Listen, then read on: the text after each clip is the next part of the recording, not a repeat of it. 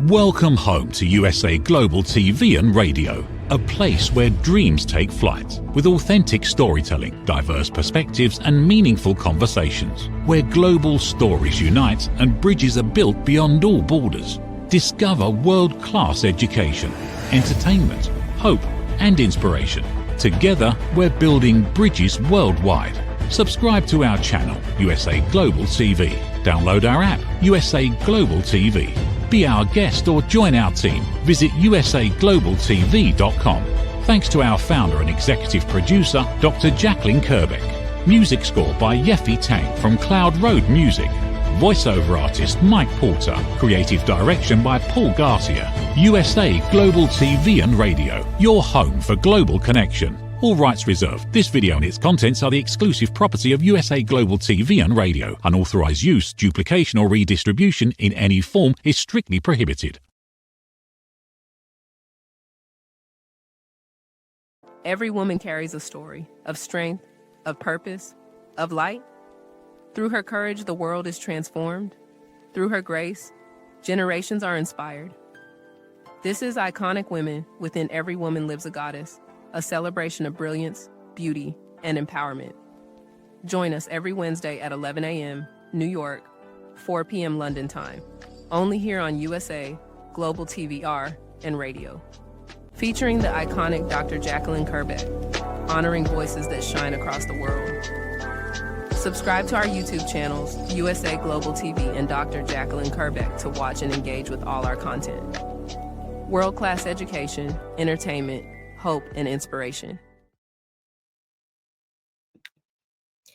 Good morning, good afternoon, good evening. Welcome home to USA Global TV and Radio and our new program, Iconic Women.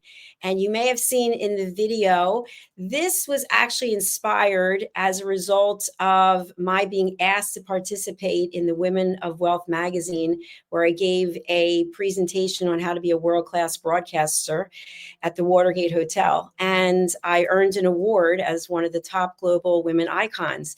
And so I thought to myself, what an incredible event it was. And there are so many women out there who are iconic. Let's have them come forward and share more about their lives and how they view being iconic, and also how they feel about the Greek goddesses and which one they most relate to. So today we have a guest who was here a little while ago on our judgment program, which I absolutely love when people come back.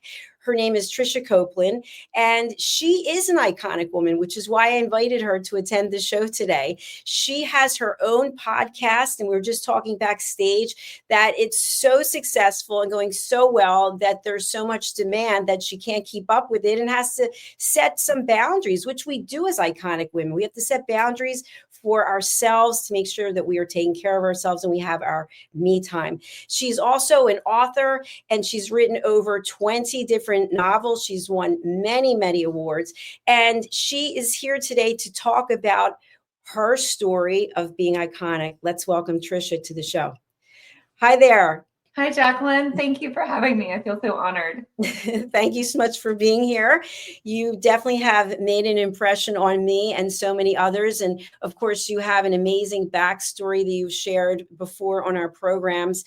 And I just really feel this strength that you have, and you're also very compassionate. So thank you for being here. Thank you, Jacalyn. I have loved being on all your shows and can't wait to dive in with you.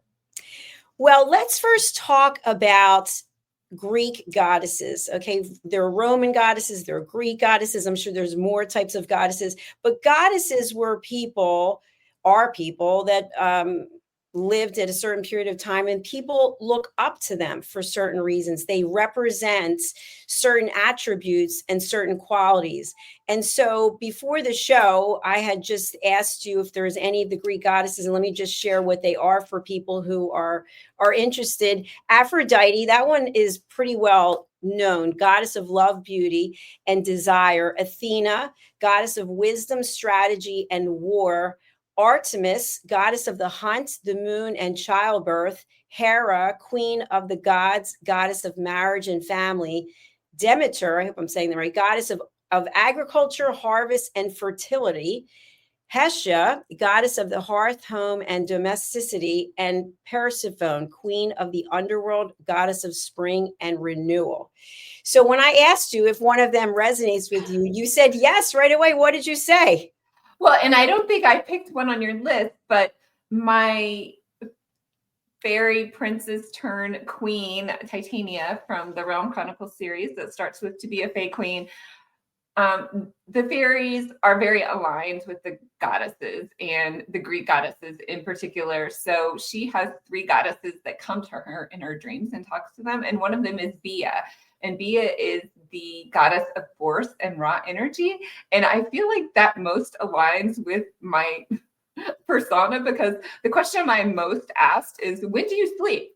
Because I own a professional business, I own a publishing business, I host a podcast, I write my own novels, and I don't really sleep that much.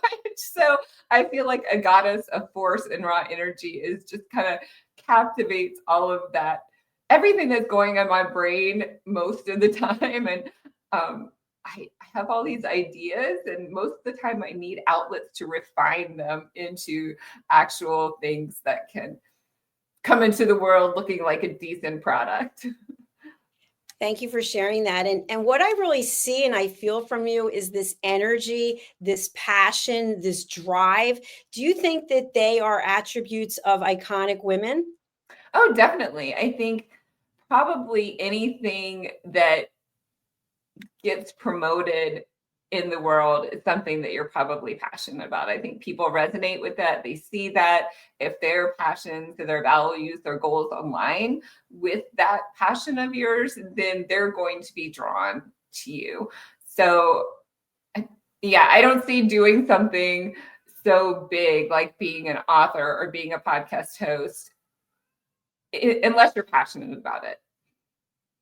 And by the way, that's such an important point. When people are not passionate about what they're doing, especially if they're in broadcasting or podcasting, we can tell. I mean, you could watch a network station where somebody's been on there for 40 years. You can tell at some point they're maybe tired. And I'm not saying that just in general, because we just had a show before this. We're talking about ageism, and people are working into their 80s and past and excited about it, as opposed to there was a certain time when you had to retire. So you have a ton of energy, you love what you're doing, and you're putting your creative passion into so many different areas. But at the core, I feel it's all part of being iconic, being memorable, being someone that people look up to, that they want to spend time with. Well, I hope so. I have a lot of ideas about things that make people iconic, I guess. And my word for that might be magic, because that's what kind of I share in my podcast and in my books, is that magic within each of us that we can share with the world and enlighten the world, inspire the world, and just make the world a better place with. So I'm putting in magic for iconic. Well, you know what I really like, what's standing out for me when you mentioned about a fairy.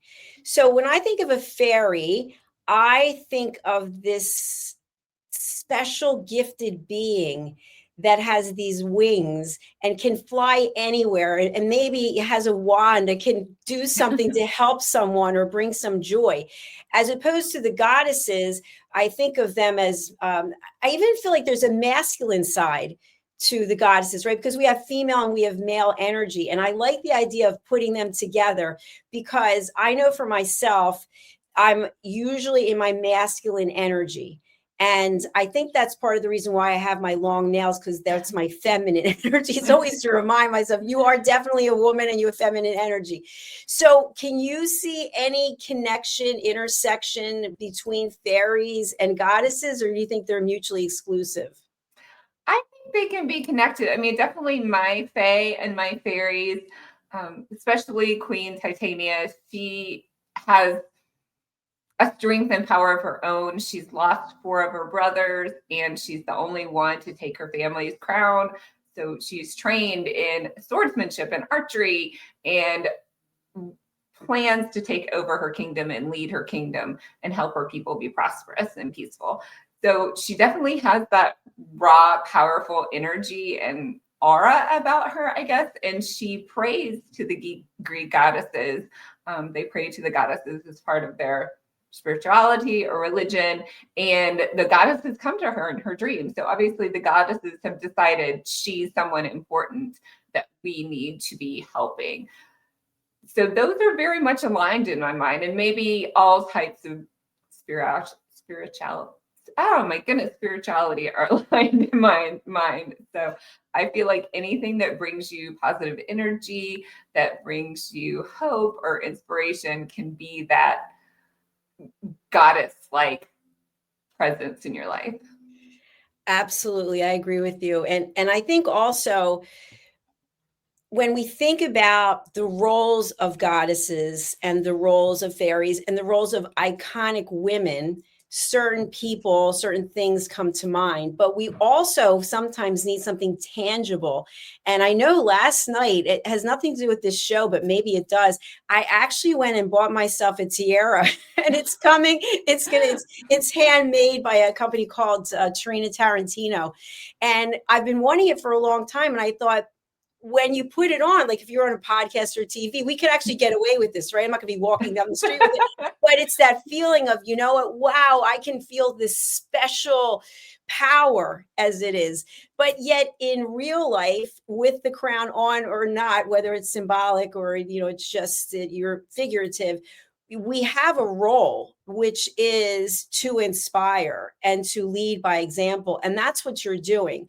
And so with all the authors who are out there, you really are separated from them because you've won so many awards. And I'd love to have you just share with us, how did your journey as an author start to go in a new path when you realized that you were really talented and getting awards? Right. Well, I'm not sure I still think of myself that way, but I always feel honored by all the awards. And to me, it just really means that more people are going to see my book, and hopefully more people are going to find it and resonate with my characters, because I feel like these characters really show what it's like to maybe struggle in some areas of your life, whether it's with mental health or anxiety or fitting in the world, or just not sure what you want to do, but then throughout challenges, coming to realize that you have this special gift or power within, in whatever area it may be, and that you can ignite change. So that's really my message. And with most of my characters, I want to say, in different areas of their life. So, and I think they're really fun stories too. And I love getting feedback from readers who just want to talk about my characters, and I could do that all day. But, really that's what it means for me, is that I get to share my work with more people.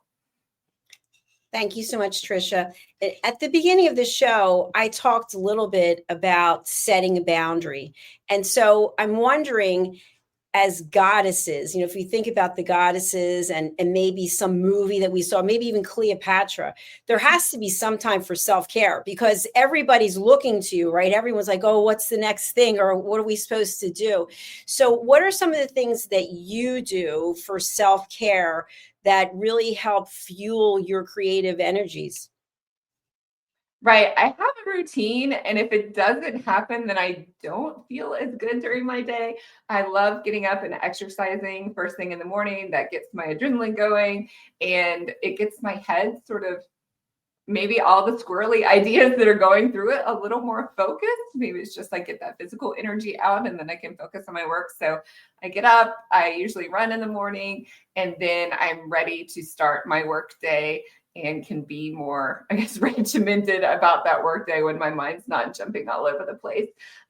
So yeah, and then I like having my evenings and weekends free. I schedule some podcasts in the evenings when people can't get their schedules to match up. But definitely on weekends, I prefer to have family time and me time and friend time. So setting all those boundaries helps me just, I think, be better when I am on or doing interviews or creating my writing, or what am I doing for my company. you've mentioned that you are so passionate about many different areas, which really at the core, I think, come under creativity. And I see surrounding, you've got some photographs and you've got a picture. And so they're also creative outlets as well. Where do you see yourself going with this creative journey? I love writing. I was in a lull. I just finished one series that was sort of a 10-book crossover series, and I was struggling to find my next inspiration. I think I found it for my next story, my next novel. So we'll see where that goes. But yeah, I love writing. And for, a minute, I thought, maybe I could do something else. But right now, I don't think so. But yeah, we'll see where that goes. I think, I love drawing. No, I can't draw. I should say that. I like coloring other people's drawings. And that kind of just relaxes me and brings me into more and more of a like relaxed state, I think sometimes. Which is really necessary, right? We have to refuel so we can even figure out what it is we're going, what's our next step. And I was talking a little bit earlier about the masculine and the feminine energy. And so, as I've stated, my masculine is always pretty much more dominant than my feminine. How do you balance the two if you do? Yeah, I kind of see them as in the same light. I have 3 kids, so I like to think of myself as a nurturing person, and I tend to think of them first when I'm thinking about priorities or people that are most important in my life. My family is very important to me, but also I tend to be a go-getter and I want to achieve in my business. And I guess that's part of my I would say my masculine energy. I like to, I was at a party this weekend and tattoos everybody doesn't love tattoos, but some people do. And this one guy, and probably I'll be embarrassed if he listens to this. But anyway, he's like, "Oh, I have this one tattoo." He's so proud of his tattoo. And then I was like, okay, I have on too many clothes because it's too cold outside. I can't show you all my tattoos. But there was this little bit of me that just wanted to one up him. Like, really, you have one tattoo? So maybe that's my masculine energy coming through, or ego or pride a little bit. And that's fine sometimes. You need to be proud of what you do. Absolutely. So that was your competitive side, and you wanted to basically say, "Oh, one tattoo, check out what I have." So would you share with us, what do your tattoos mean for you? Or do they all represent a story, or are they basically you saw something and you thought, "Wow, this is pretty. I want to have this on me," or they mean something significant? Yeah, they all mean something significant. I got my first tattoo, this sparrow, which is symbol for my first book series, the Being Me book series, which was a fictional retelling of my experience overcoming anorexia. So that's a 4-book series. So I have that one. I have one tattoo that honors a friend of mine who was lost to breast cancer. I have another tattoo who honors a friend of mine that was lost to COVID-19. I have many tattoos, honoring my sister, and then my family all decided to get a B. So 4 of us got a B, which was really special to me. So yeah, I have different family members as well as, and I honor them in different ways, just things that symbolize their lives to me, and hopefully that they look down on or look at me and say, "Oh, thank you for remembering me." So yeah. That's beautiful. It really is. I don't have any tattoos, but I started watching Ink Master during the pandemic, and I had so much respect for what actually goes into tattoos that I started interviewing people. And I started a book, but I never finished it. The book was called Behind the Ink, and so it's basically what are the stories that people share. So. But that's a story for another day. So you are a successful podcaster, and obviously our role when we're podcasting is we want to have the guests feel like a hero. How do you help your guests find their inner goddess? Right. Well, I interview authors about their books and about their stories. So I'm not asking them to tell me about how they wrote. Sometimes a little bit about how they wrote their story, but maybe so that readers can find them in their books and see if they might be interested in reading their books. So the it's awesome because even the most introverted reader, when they start talking about their characters or the books, come alive. And that's so fun to see because many of us authors tend to be on the more introverted side, I want to say, as a whole, and especially indie authors who maybe aren't as exposed to media as some other like bigger authors are. But it is so much fun to just see them start to talk about their worlds and their characters and why they wrote this book and what they're going to do next. So I hope that that energy comes across in my podcast. And the beautiful thing is that you're giving people an opportunity to share their work. And it sounds like it's a collaborative space instead of a competitive space. And that's one thing I really admire about the author community. And we've discussed this before, but how people are in the author community are so supportive of one another. Whereas in other industries, it's really kind of cutthroat where you would never bring on somebody who's in the same space as you.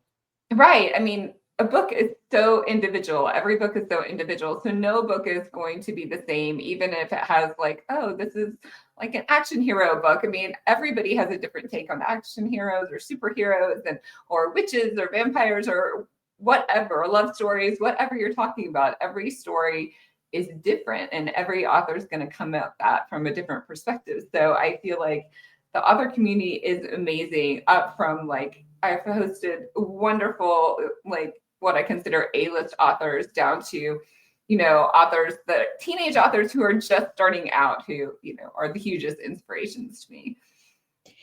You know, it's interesting. What I've found about being an author, I think I've written 25 or 26 books. I just had a book come out recently, is that for me, I'm not doing it to get rich because I certainly am not getting rich from writing books. I can tell you that much.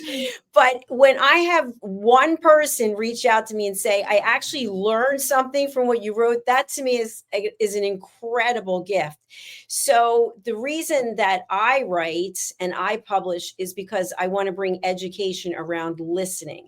So if you had to sum up in just a couple of sentences, the main reason why you write and your legacy, what would you want it to be?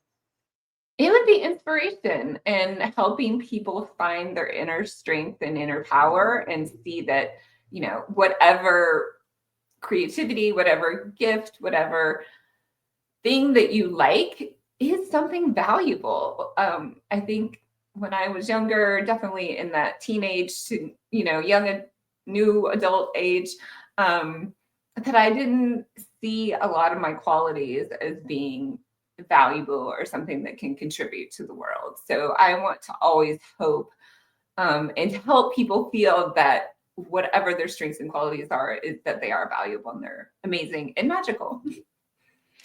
Inspiration is key. And if you could invite someone from the past, doesn't have to be a goddess, but someone who was on this earth or maybe still on this earth to actually collaborate in a future book or book series with you, who would it be? I think it would be Mother Teresa. I would be so honored to meet her. I think she did so many amazing things in her life and touched so many people in such a warm way that it would just be amazing to meet her. And I really appreciate you sharing that about Mother Teresa. Would you bring anyone in for this fictional, this opportunity we're talking about? Would you bring anyone in to work with the two of you who had a set of skills when it comes to writing or editing or publishing or marketing that you'd like to learn from? Oh, wow. There are probably many people that would help me do a better job on like a memoir or an autobiography or a nonfiction piece because I tend to be very fictional and up in my head and imagine more fictional worlds than, you know, hard, hard, true to life worlds. So I think there would probably be many people who could help me with that. Maybe you could, Dr. Jacalyn, because that is not my forte, and I think it is yours. Oh, thank you. I can tell you that the editing part, I just can't stand because you can never stop. It's like there's always something else. And, you know, with artificial intelligence, I've been reading a lot about if you're not embracing it, then it's going to be replacing us. I don't think that that's true. But I have found that people either embrace AI as authors or they're completely against it. So which side are you? Are you in the middle of the road? I'm sort of in the middle of the road. I don't use it tons, but definitely when I need to do research and look up something, it's very helpful that it just gives me that little concise thing on my Google search. If I'm really needing it to be exact, obviously you want to check what AI is telling you.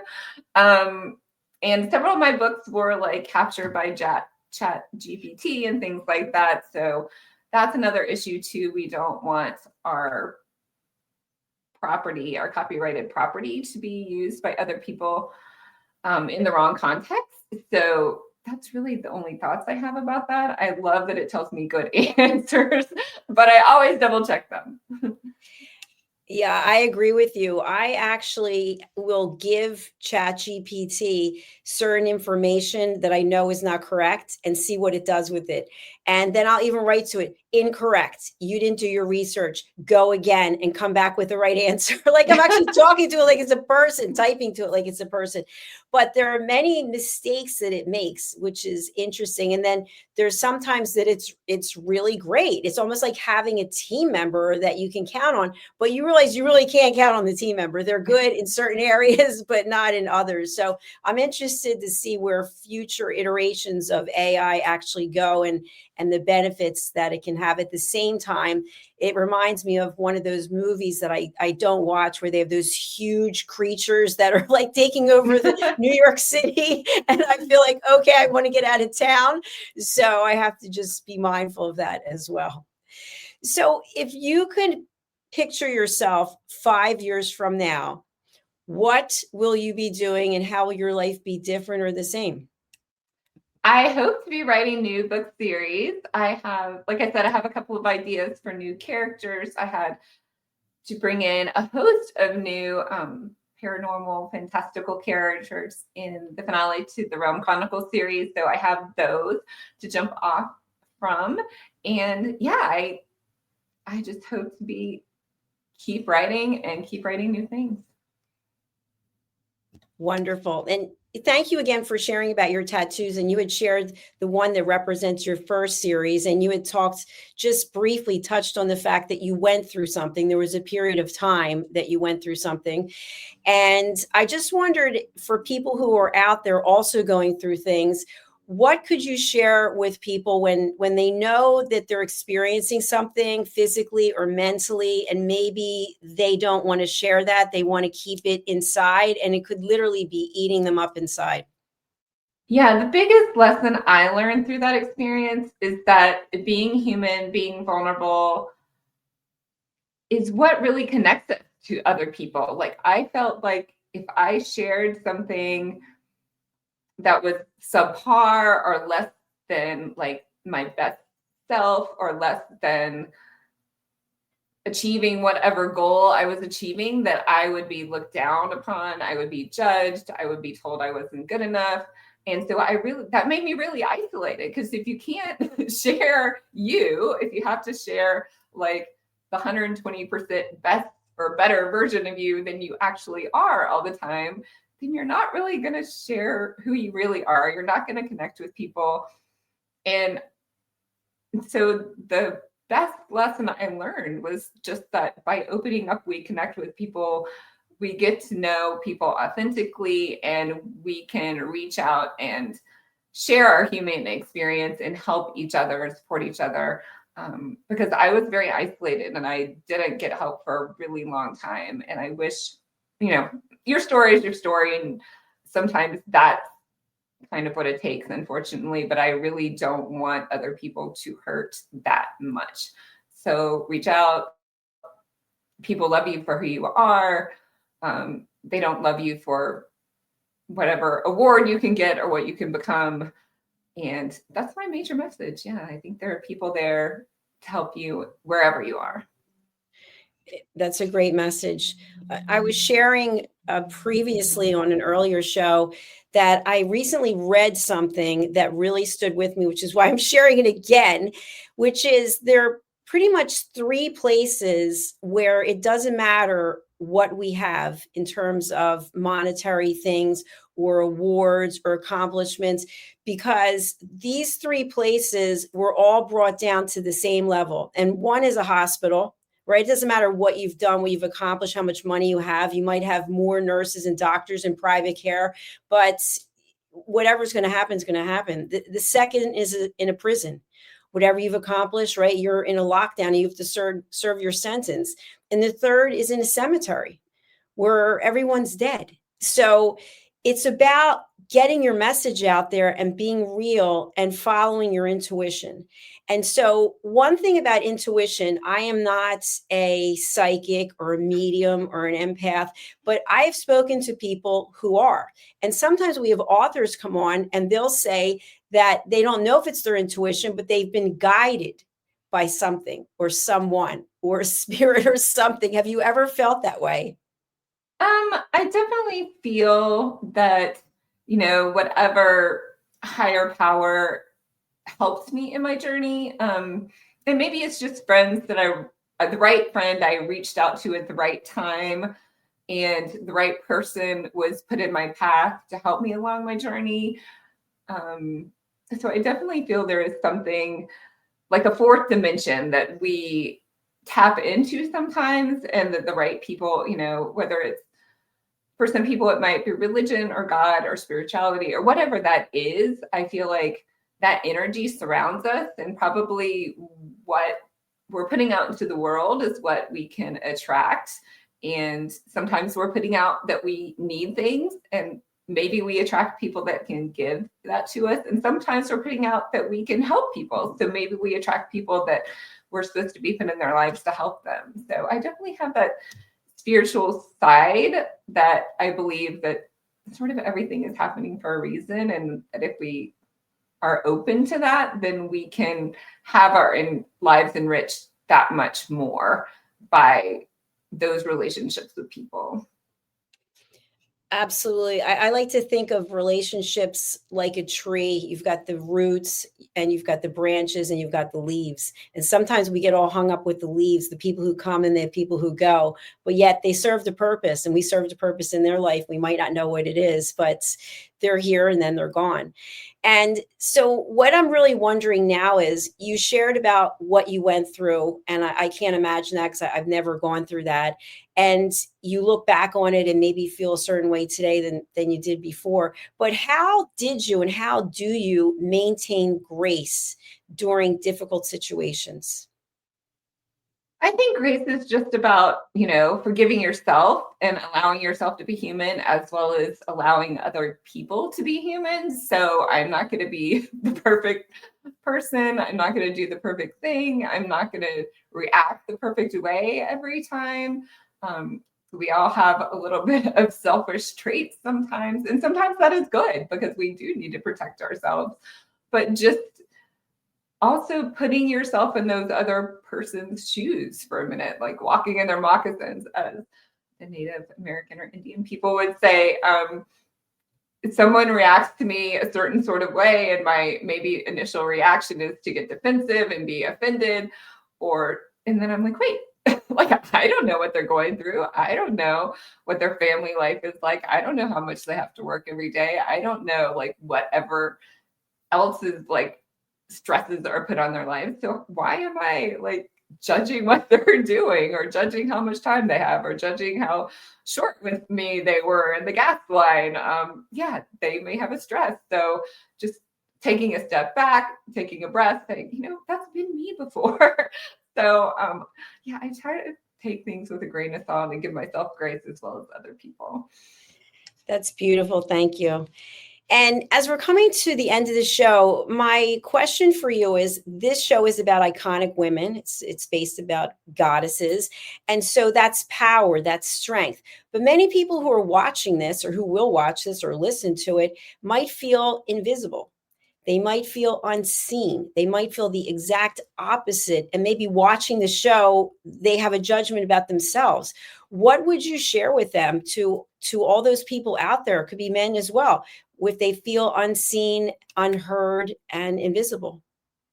Yeah, I feel like, it's so much fun being on shows like this, but when it comes down to it, the people I want to be seen by, the people that are important to be seen by, the people that are important to see me are those, close people in your life. So you may not even realize how important you are to your mother, your brother, your sister, your child, the lady at the grocery store who helps you with your groceries every day, the person giving, that you give that extra tip to at the coffee shop. I just think those small interactions, people see you maybe more than people see, and at least get a more genuine connection maybe than something, not that these aren't wonderful. And I love getting my entertainment and learning from videos. Definitely, I can binge watch all day. But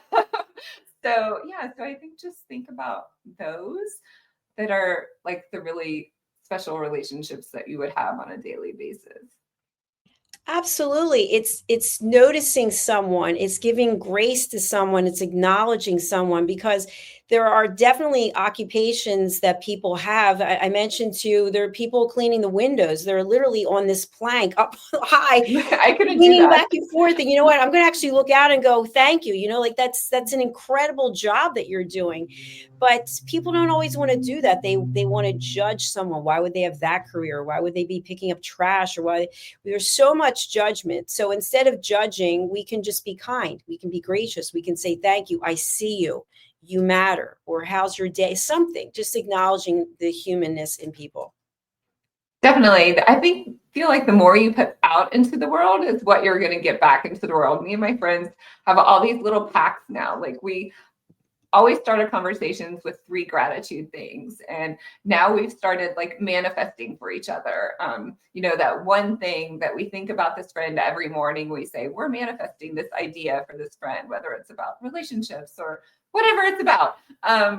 Just that we're thinking of things in a positive light and putting things, and that just, it can reframe your whole day, your whole week. And how your mindset goes. I feel like what you're putting out, the way you're thinking, is where your life and where your psyche is going to go. So that is really my focus. And I think if you put it out there, it kind of comes back to you.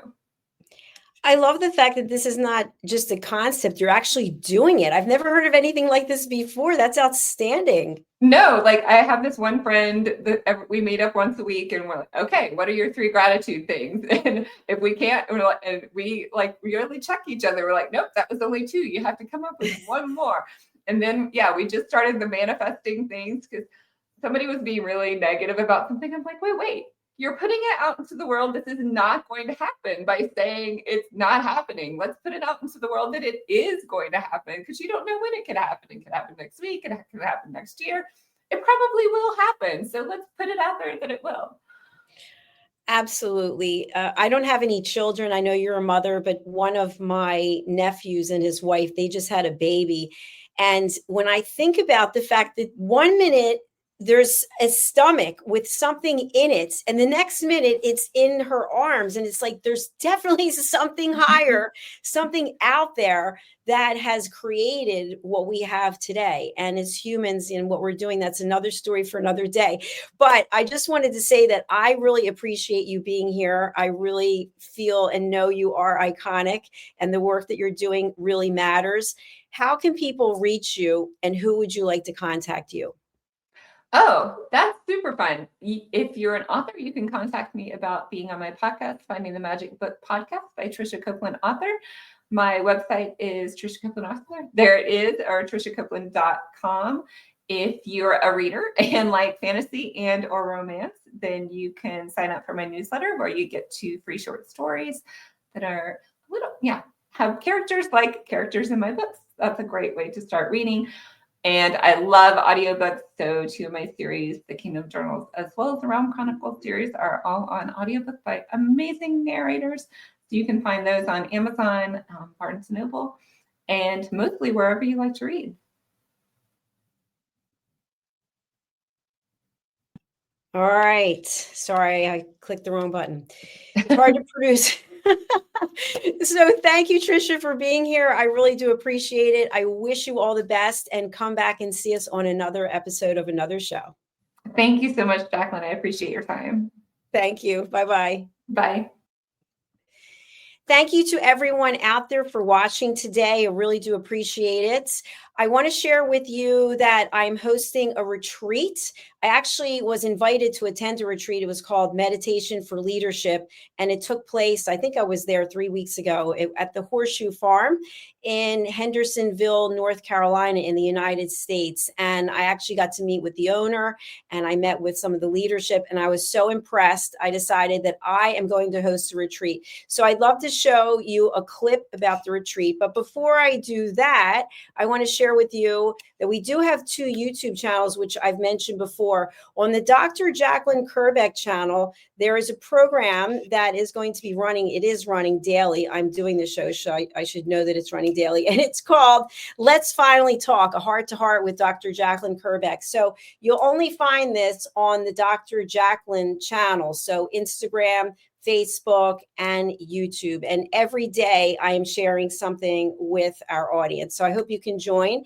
And now I want to just share this video clip about the Horseshoe Retreat. And I'd love to have you consider joining. So it is an incredible experience. And we're going to be offering, obviously, you're going to be enjoying the surroundings. The lodging is amazing. The food at the Silo Cookhouse is incredible. And of course, there is a farm and there are farm animals, and you can experience the outdoors. There's a sweat lodge. We're going to have meditation and yoga. And also we're going to have workshops to help you with your business and to help you build community with other people. So let's take a look, the Horseshoe Farm Retreat, and then we'll be back with our next show. Thank you. Nestled in the heart of the Blue Ridge Mountains, the Horseshoe Farm has always been more than a destination. It's a living, breathing reflection of community, connection, and transformation. Once a humble family farmstead, it has evolved over the years to become a sanctuary for travelers, seekers, families, and friends alike. Originally reimagined by the Turchin family as an Airbnb property, the farm began its journey into hospitality with simple roots, welcoming guests to experience the beauty and peace of the sacred land. As word spread and the vision deepened, the property organically blossomed into a boutique resort, rooted in the values of slow living, intentional experiences, and the magic of gathering. Today, the Horseshoe Farm is a 90-acre experiential retreat that merges hospitality, wellness, and culinary excellence. It is home to the Stable Spa, the Silo Cookhouse, distinctive lodging options, and a curated calendar of events that nourish mind, body, and spirit. Our guest experience is designed to be both grounding and expansive, where the comforts of luxury meet with the simplicity of nature. At its core, the Horseshoe Farm is about transformation of land, of self, and of community. We are proud of where we've come from. We are confident in who we are today and excited for the road ahead.